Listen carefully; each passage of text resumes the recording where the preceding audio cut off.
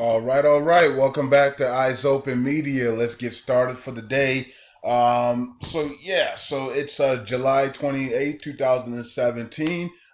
We got one article to read, but I'm going to go over Iraqi Day's timeline here and just to see what Iraqi Day's been up to. Okay, so he says a foreign ISIS militant passport was found in West Mosul. Guess where he was before he came to Iraq?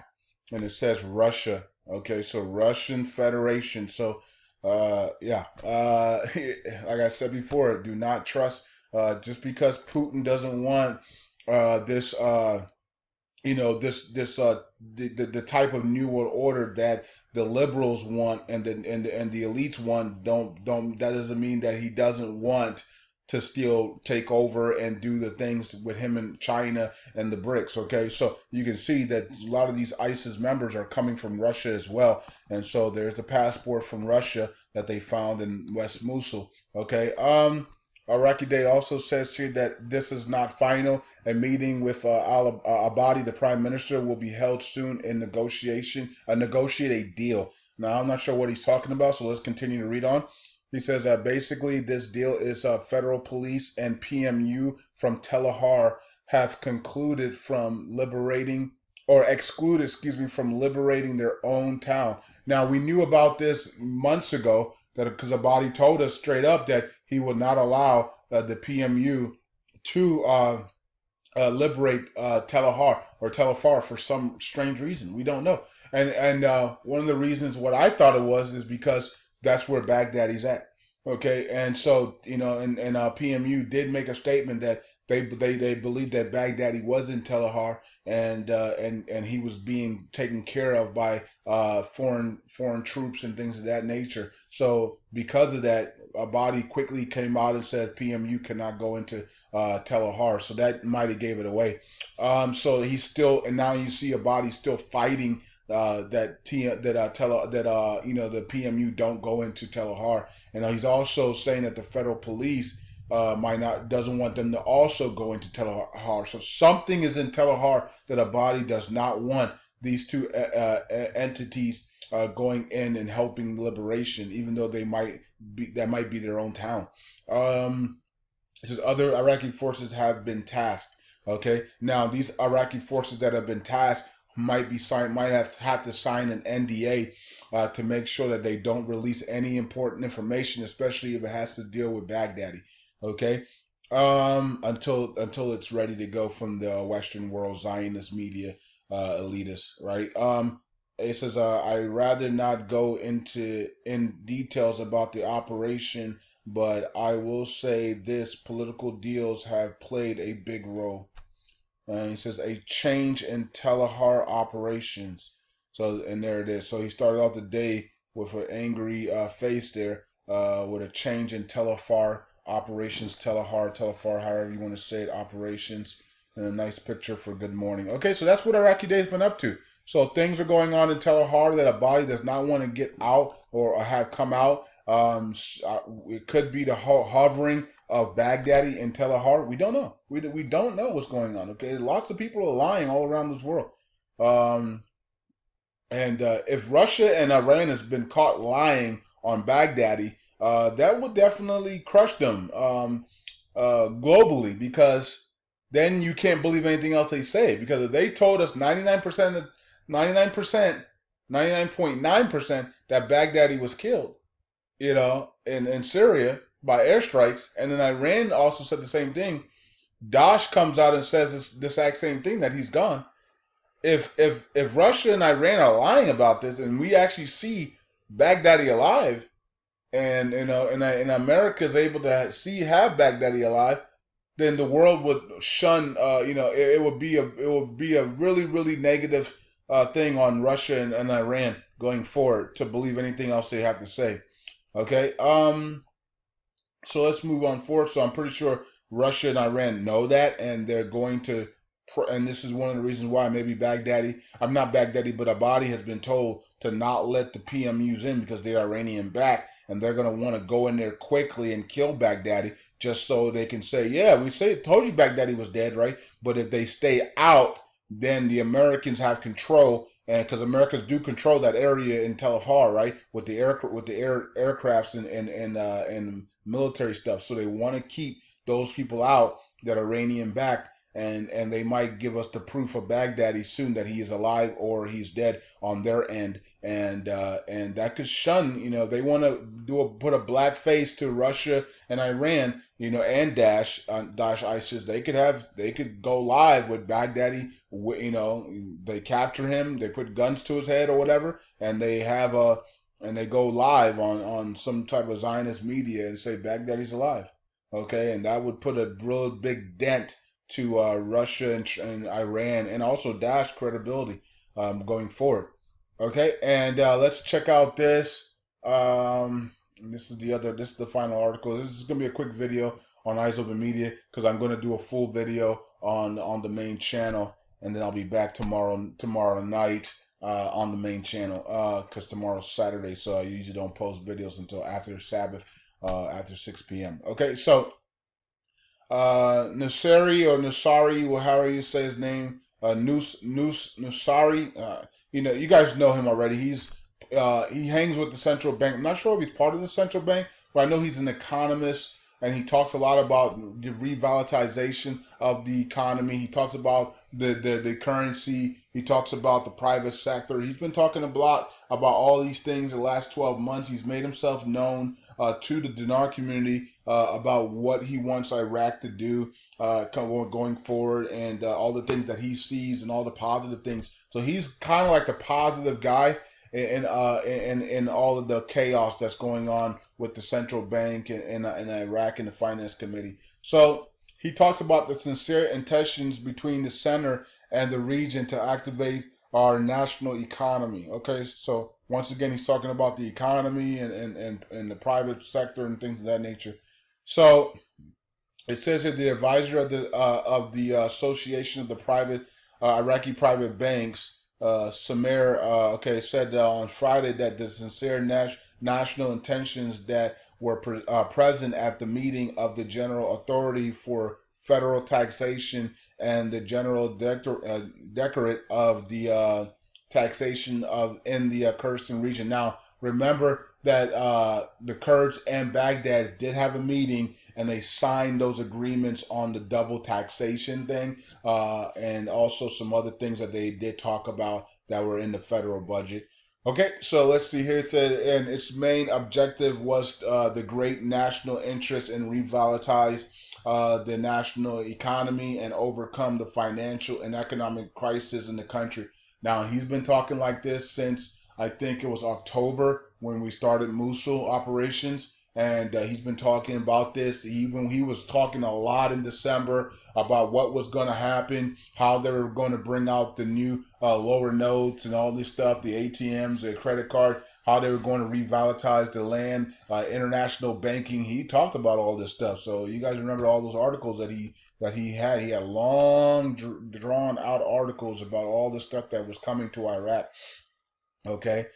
During a meeting held between representatives of the General Authority for Federal Taxation and the General Directorate of Taxation in the Kurdistan region, which was sponsored by the Association of Iraqi Private Banks, was discussed ways to prevent double taxation and its negative impact on the private banking. Now, remember, they said that they're going to raise taxes on the Iraqi people. Now the Iraqi people don't even work. So, many of them, let's say 70% of Iraqi economy, or Iraqi people, don't even work. So the 30% are holding everybody up, and so now you want to tax them more, and so we know that that means that something's going to happen. Some type of purchasing power is going to be given for taxing these people more, because you can't. There's only like 30% of Iraqi people that are working, and so you're going to tax them more when they don't even have anything to begin with on a program rate. So if you're going to tax them more tremendously, you're going to double their taxes actually, right? So we can bring in foreign investors for free.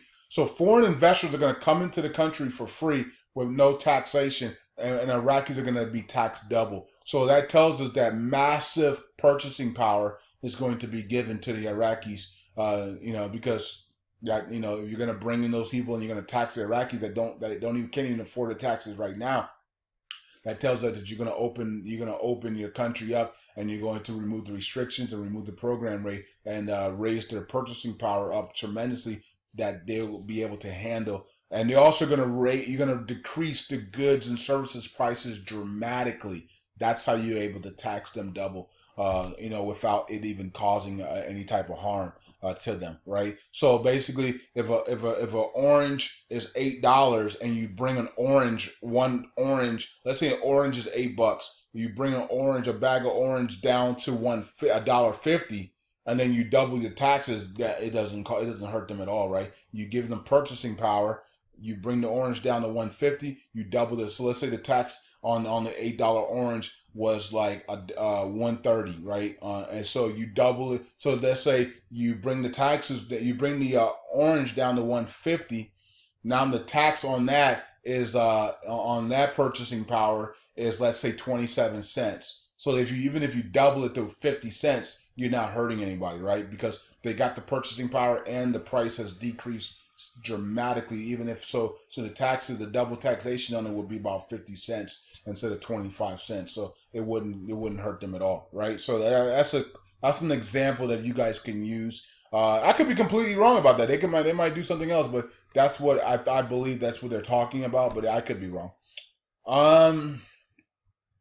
Where were we at? I don't even remember where I was talking about. It said the meeting of the body of the national sense of high in order to serve the banking sector as the main link in financing the first in the economic circle, which will contribute if the working environment safe and appropriate and stable.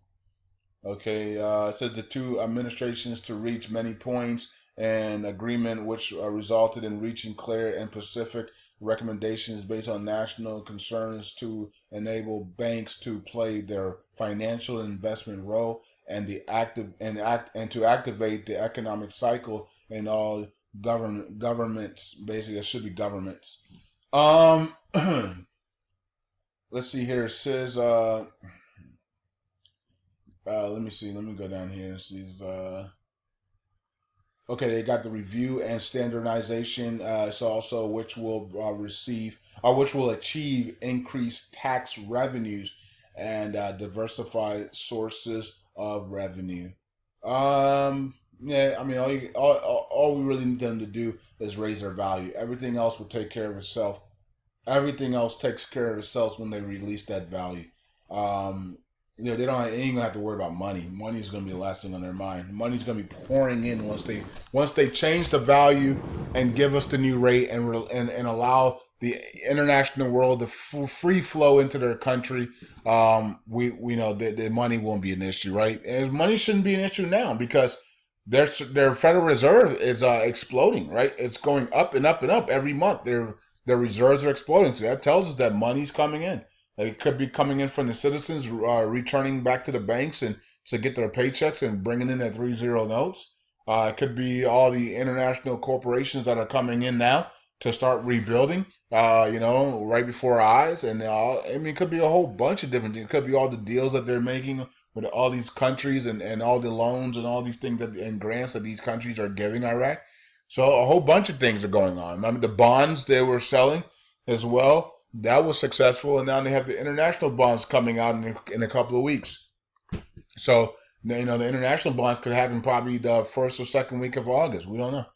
Okay, it's probably going to happen right when they change the value, or either right when they change the value, they'll launch the international bonds, or they'll launch the international bonds when ILOC or the IMF or World Bank or the BIS or United Nations launch the economic reforms. Okay, remember the United Nations is paying for the economic reforms. Remember that? So they got nothing to worry about. Just do the thing. The United Nations already said they're going to pay for it. So they're going to pay for the economic reforms, all the things they need, and that's what they've been doing. That's why you see Cubas in Iraq every single freaking week. He's in Iraq. Let's see here. It says the center has pledged to train the employees of the region on the system and the programs that serve the tax work and the readiness to amend the legal articles in law number 113 in 1982. Okay, so they're gonna be training these guys. They're on the next video I'm gonna do on the main channel. They did finish up some type of training and some type of workshop for the banks again. So more, I mean, they're gonna continue even with the rate changing. They're going to continue to continue to work. So realize that. Let's see here. It says the territory of in terms of the tax segments and expansions to be consistent with the origin of the federal law and the economic conditions experienced by Iraq. He noted that will be tax accounting with Iraqi private banks on the basis of the main location of the bank and all its branches operating in Iraq. He also urged the federal and regional governments to adopt the agreements reached by the two administrations in order to serve the supreme interests of the national economy and take advantage of them to deal with other matters. He called for the formation of permanent conditions committees to follow up the ratification of the references and start implementing quickly. Okay, so that is. That's it. Okay, so once again, this guy is on it, man. He's on it. He's on it. He's on it. He's telling us all the things that are coming, all the things that are happening, the training, the taxation. Which is a good sign that purchasing power is coming. They talked about the Kurdistan region. All the things that are happening to bring the interest and revitalization of the national economy. Basically, he just wants the economy to explode, and that's a good thing. All right, so it's time. It is now time to revitalize the economy, or revitalize, or however you want to say it. Okay, basically, it's time to change the rate. It's time to launch the private sector. It's time to put the ISX on NASDAQ and other world exchanges. It's time to pass all the laws that we need to pass for, I'm pretty sure they passed a lot of laws the last 2 or 3 weeks. But it's time to just do everything we're supposed to do to make our economy awesome, that we can take care of ourselves and we can just explode this thing to another level through the private sector. So that's what he's talking about. That's what they're doing. They're going to have the meeting here in the first week of August. Let's stay tuned to that. Everybody watching the CBI, everybody watching, all the actions of the CBI site and everything in the Dinar community. Let's continue to watch, and let's continue to watch the ATMs and the MasterCards and all the things that are coming. Let's continue to watch that and make sure that we stay on top, because big announcements are coming. Big moves are going to happen after the meeting, I believe. I believe that we're going to see some big implementations and big things after the meeting is over. And I think Iraq's going to pass with flying colors. And the IMF and the World Bank are going to probably give them step-by-step instructions on what they want to see come out, the news that they want a lot to bring out. And I told you guys, the rate's going to be the last thing we see, most likely, right? Now, the lower notes could be the last thing we see, actually. But they're in the we believe that they are in the ATMs, and they are in the banks, and we just gotta switch with the rate, and we will see everything. We'll see the lower notes on the streets. We'll see the MasterCards active. Everybody's waiting for the rate to change. That's probably what's going on, and they gotta go through the they got to go through the IMF and the World Bank's rules and regulations and instructions and procedures, and then we'll see this thing happen, and then we'll see the lower notes and the MasterCards activated, and in the streets and the ATMs activated. So let's see what happens in the month of August, guys and girls.